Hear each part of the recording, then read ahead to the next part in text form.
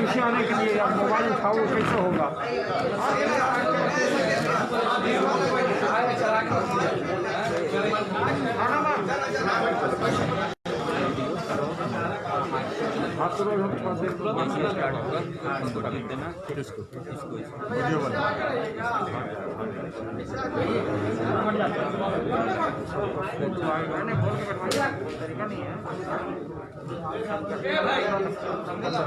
Media के मित्रों, पीछे बैठ जाओ यार, हम सब लोगों के बीच में बैठ जाइए पीछे से। भारत सरकार के वरिष्ठ मंत्री आदरणीय रविशंकर प्रसाद जी उपस्थित हैं। आप सब लोगों को संबोधित करेंगे। विशेष तौर पर बजट के विषय पर आप सब लोगों के बीच में अपनी बात को रखेंगे। हम सब लोगों के बीच में साथ में हमारे पार्टी के महामंत्री जनक राम जी, सुशील चौधरी जी और कुम्हरार के विधायक अरुण सिन्हा जी, हमारे मुख्यालय प्रभारी सुरेश सुंखा जी और प्रदेश मंत्री अमृता भूषण राठौर हैं।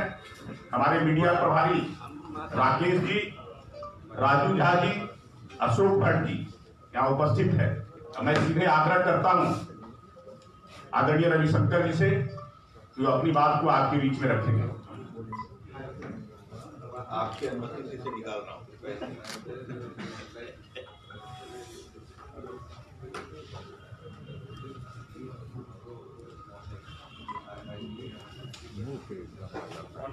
हेलो हेलो,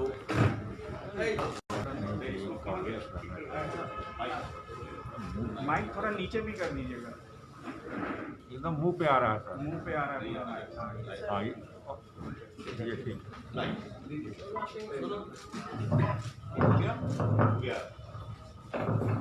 लंबा जो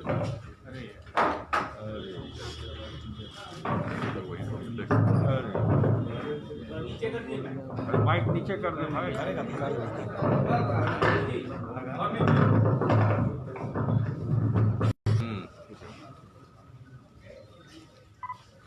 हमारे दोनों महामंत्री जनक राम जी, सुशील जी, सुरेश गुप्ता जी, चंदन पटेल जी, अजय भट्ट जी, राजू और आप सभी बैठे हैं, सभी मित्र आपका अभिनंदन, सारे मीडिया से के लोगों का अभिनंदन और आप सारे पत्रकार मित्रों को बहुत बहुत नमस्कार। आज एक हम लोग राष्ट्रीय योजना के अंतर्गत आपके सामने उपस्थित हैं।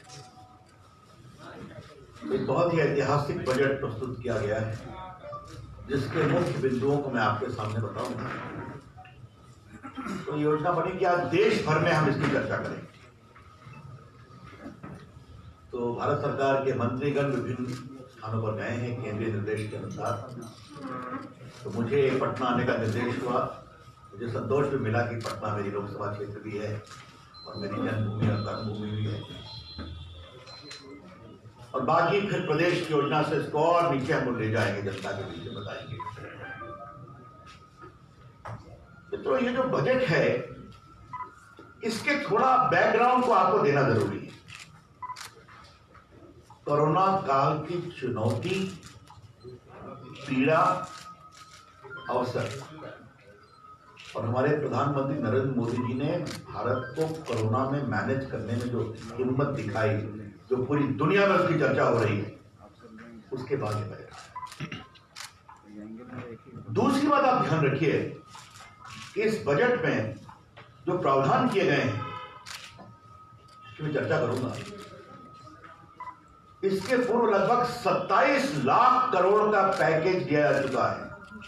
3 आत्मनिर्भर भारत की योजना, आरबीआई की योजना, आपको मालूम है 80 करोड़ लोगों को मुफ्त में 5 किलो गेहूं, 5 किलो चावल, दाल खिलाया गया। 8 करोड़ अपनी माताओं को गैस का चूल्हा फ्री दिया गया महीनों तक उज्ज्वला योजना के अंतर्गत। और किसानों को, मजदूरों को, माताओं को 40,000 करोड़ रुपए भेजे गए डायरेक्ट उनके बैंक अकाउंट। और याद होगा कि 1 लाख करोड़ रुपए का एक पैकेज हुआ था किसानों के इंफ्रास्ट्रक्चर के लिए, जिसको निर्मला जी ने घोषित किया था, जिसमें बिहार के मखाना को भी ढांचागत सुविधा देने की बात थी। तो ये 27 लाख करोड़ का जो पूरा अभी तक का आत्मनिर्भर पैकेज था गरीब कल्याण योजना के अंतर्गत, इस तरह भैया शांत रहिए, इस बजट को उसके साथ मिलकर देखना चाहिए, ये मुझे पहली बात आपसे कहनी है। अब इस बजट के मूल बिंदु क्या है? हम कोरोना की चुनौतियों से जूझेंगे, तो पहला संकल्प है स्वस्थ भारत, स्वच्छ भारत, सुरक्षित भारत और संकल्प। मैं रिपीट करूंगा, इस बजट की पहली पृष्ठभूमि है स्वस्थ भारत, स्वच्छ भारत, संकल्पित भारत और सुरक्षित भारत। तो इस बजट में इस बात का दर्शन है कि हमें भारत को स्वस्थ बनाने की दिशा में और काम करना, और केंद्र सरकार ने इसमें पहल किया है। दूसरा, हमें स्वच्छ जल देना है भारत के लोगों को, safe drinking water which is clean, उस दिशा में प्रयास किया गया है। तीसरा है, हमें स्वच्छता की ओर और ध्यान देना है, अर्बन क्षेत्र में, बाकी क्षेत्र में जो वेस्ट आते हैं उसको ठीक करना, उसका ध्यान दिया गया। और चौथा कि हमें उन जिलों में जहां माल न्यूट्रिशन बहुत है बच्चों में, लोगों में, तो उसके लिए एक विशेष व्यवस्था की गई है। तो फिर रिपीट करूंगा, स्वस्थ भारत नंबर 1, स्वच्छ भारत नंबर 2, सुरक्षित भारत नंबर 3 और संकल्पित भारत। जब भारत स्वच्छ बनेगा तो संकल्पित बनेगा। अब इसमें क्या क्या किया गया है ये मैं आपको बताना चाहता हूं। सबसे पहले स्वास्थ्य के बजट में अभूतपूर्व बढ़ोतरी की गई है, इस बात को आप नोट करें। पहले स्वास्थ्य का बजट था 94,000 करोड़, अब बढ़ाकर कितना कर दिया गया? 2,38,000 करोड़, 137% बढ़ोतरी हुई है। 94,000 करोड़ के बजट को बढ़ाकर कर दिया गया 2,38,000 करोड़, 137% वृद्धि हुई है। और इसी में प्रधानमंत्री आत्मनिर्भर स्वास्थ्य योजना के अंतर्गत 64,180 करोड़ की नई योजना शुरू की गई, जिसके अंतर्गत 602 जिलों में क्रिटिकल केयर अस्पताल बने, टर्शरी केयर हो। तो आप देख रहे हैं कि निचले स्तर तक क्रिटिकल केयर को मजबूत किया जाए, ये इस योजना का केंद्र है। तो जिसे कहते हैं भारत सरकार ने दिल खोलकर स्वास्थ्य के कल्याण के लिए दिया है, इसको हमारे पत्रकार में ध्यान रखें तो बड़ी कृपा होगी। अब मैं आता हूं दूसरी बात। दूसरा विषय है, जल स्वस्थ होगा तो व्यक्ति स्वस्थ होगा, जल साफ होगा तो व्यक्ति स्वस्थ होगा। तो जल जीवन मिशन इस बार के बजट में एक बहुत बड़ी योजना शुरू की गई है, जल जीवन मिशन, जिसके अंतर्गत 2,87,000 करोड़ की योजना प्रारंभ की जाएगी और 4,378 जो अर्बन बॉडीज हैं देश भर में, नगर पालिका, नगर निगम, नोटिफाइड एरिया आप लोग जानते हैं, वहां के 2,86,00,000 घरों में साफ जल आए। मैं फिर रिपीट करता हूं, 2,87,000 करोड़ की योजना जल जीवन मिशन, 4,378 अर्बन बॉडीज में जो 2,86,000 घर हैं वहां पर पीने का पानी अच्छा मिले, टैप वाटर मिले, ये योजना उसकी है। और कई जगह प्रदेशों में भी काम हो रहा है, बिहार में भी काम हो रहा है, अच्छी बात है। तो मैंने स्वास्थ्य की बात की, मैंने शुद्ध जल की बात की। अब तीसरा आता है कि जो आपके स्वच्छ भारत, अच्छी सफाई की योजना हो, जो गंदगी होती है, जो स्लज होता है, उस सबके डिस्पोजल की बात की जाए, उसके लिए 1,41,678 करोड़ 1,41,678 करोड़ का इस बार बजट में प्रावधान किया गया। तो मैंने स्वास्थ्य की बात की, मैंने स्वस्थ जल जीवन मिशन की बात की, और मैंने शहरी भारत को स्वच्छ करने में अब जो पोषण अभियान है, आपको मालूम है कि हम लोगों ने 112 एस्पिरेशनल डिस्ट्रिक्ट बनाया है। वो डिस्ट्रिक्ट जो पिछड़े हुए थे, जो बाकी थे, तो हमारे प्रधानमंत्री की नई सोच होती है कि वैसे जिले जो विकास के क्रम में पीछे हैं उनको हम आगे बढ़ाएंगे, और उसी में 112 एस्पिरेशनल डिस्ट्रिक्ट उनका नाम दिया है। एस्पिरेशन मतलब जहां आशा बनाते हैं, तो वहां पर हम पोषण को मजबूत करेंगे, उसके लिए भी योजना इस बजट में। तो पोषण की योजना, स्वास्थ्य की योजना, शुद्ध जल की योजना और गंगे की सफाई की योजना।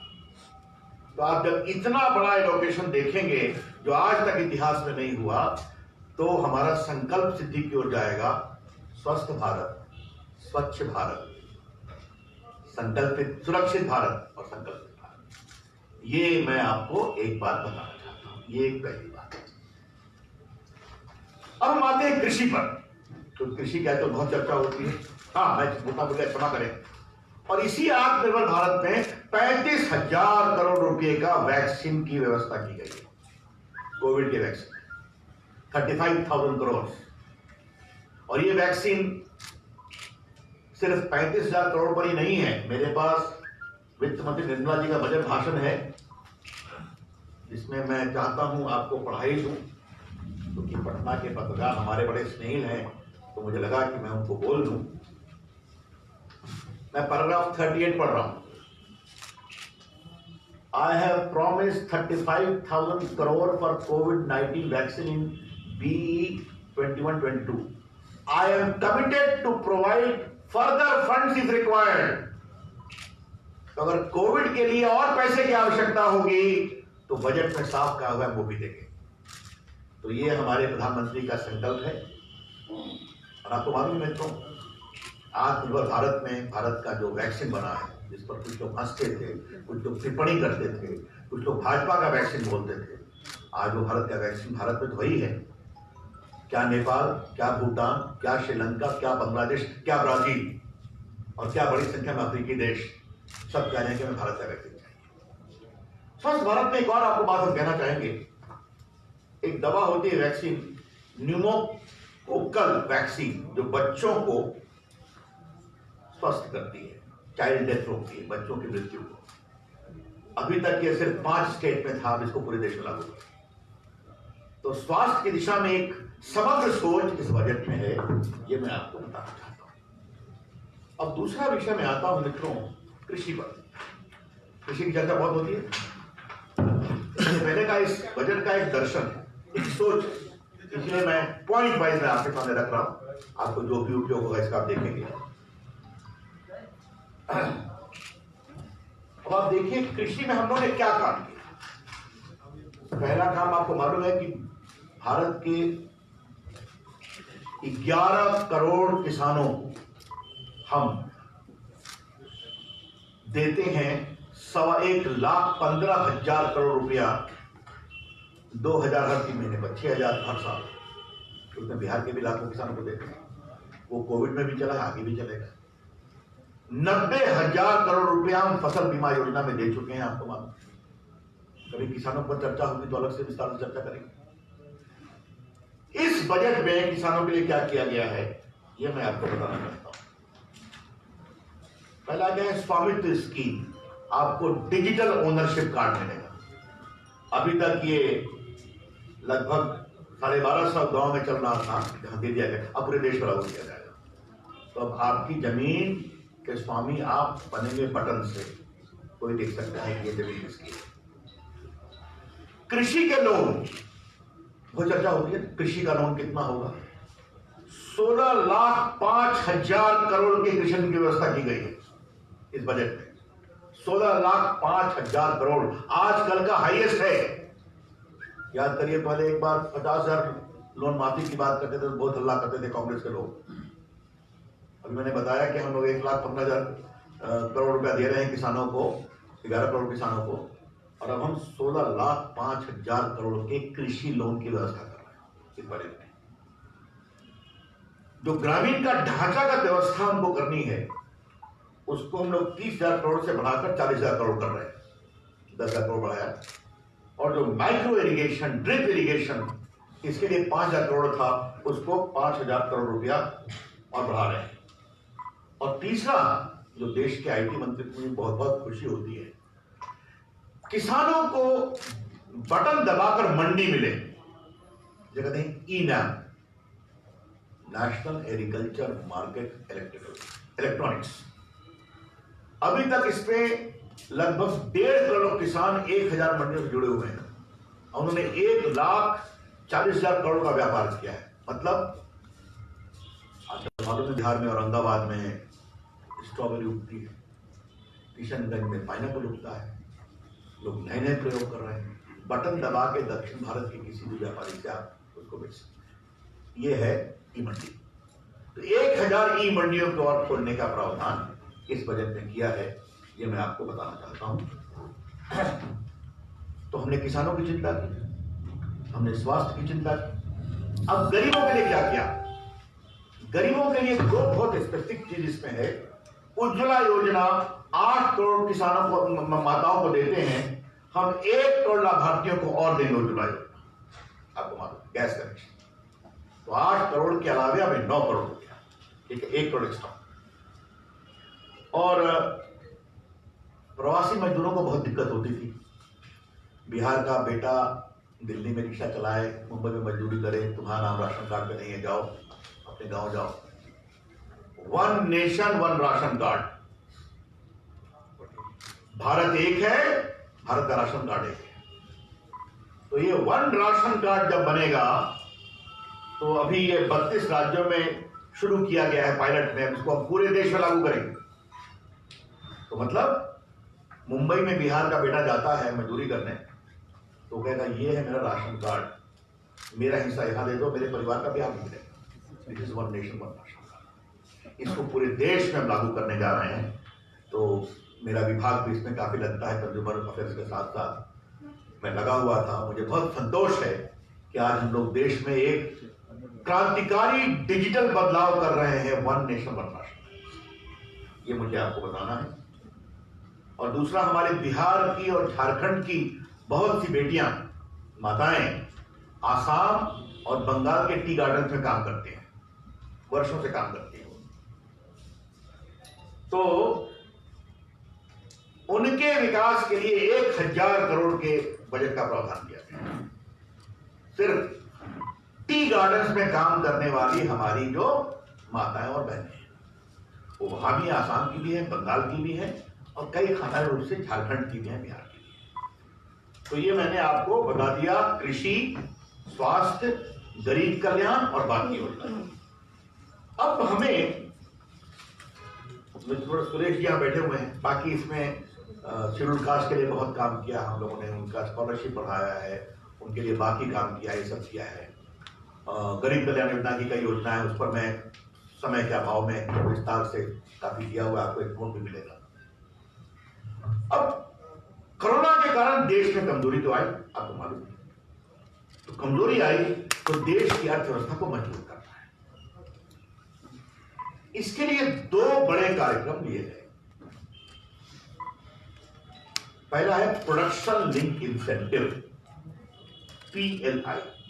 इसका मतलब क्या होता है? भारत में अपनी कंपनी लगाओ, उत्पादन करो, एक्सपोर्ट करो और हमसे प्रोडक्शन लिंक इंसेंटिव लो। जितना उत्पादन करोगे उतना हम आपको इंसेंटिव देंगे। यही है। हम दुनिया की बड़ी बड़ी कंपनियों को भारत में लाना चाहते हैं, और हमारे पड़ोसी देशों के कारण जो दुनिया में अनिश्चितता है, तो हम लोगों ने इस मौके का लाभ उठाया। और क्योंकि मैं पटना का सांसद हूं, तो मुझे यहाँ पटना के पत्रकार मित्रों के सामने शेयर करके बहुत खुशी होती है कि सबसे पहले हमने मोबाइल मैन्युफैक्चरिंग और कंपोनेंट मैन्युफैक्चरिंग में इसको शुरू किया। अप्रैल में कोरोना के हाइट पर इस स्कीम को लॉन्च किया। 31 जुलाई अंतिम डेट था। अब मुझे पटना के पत्रकार मित्रों को बताते हुए खुशी हो रही है कि दुनिया की सभी टॉप कंपनियों ने अप्लाई किया और उन्होंने लिखित रूप में अपने आवेदन में कमिट किया है कि आने वाले 5 वर्षों में हम 10 लाख करोड़ का मोबाइल और कंपोनेंट बनाएंगे, 7 लाख करोड़ का एक्सपोर्ट करेंगे और 9 लाख लोगों को प्रत्यक्ष अप्रत्यक्ष नौकरी देंगे।